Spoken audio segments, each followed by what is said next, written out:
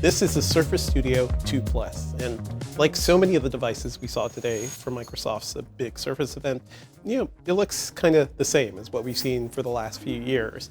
But for the Studio, it's particularly interesting because it's been 4 years since we saw the Surface Studio 2. I do feel like a lot of people have been waiting for a major upgrade. And this one is both a pretty big upgrade, but also not as much as I'd say I'd like to see.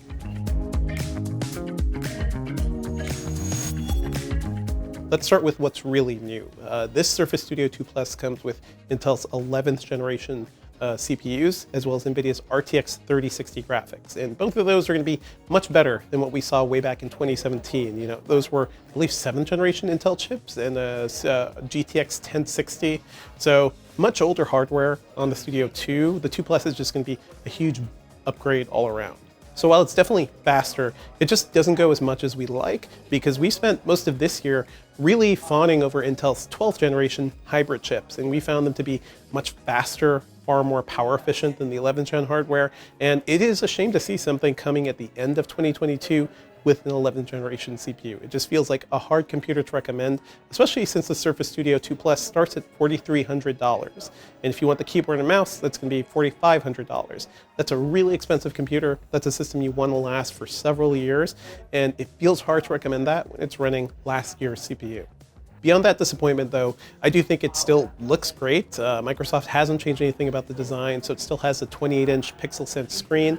You can still tilt the screen down and push it down into an easel formation pretty easily. It requires very little effort. The overall look of it has aged really well, pretty much like Apple's iMac. I don't think Microsoft really had to change much here. I would have liked to see, thinner screen bezels, maybe some more modernization around the actual base, but otherwise, it still looks really good.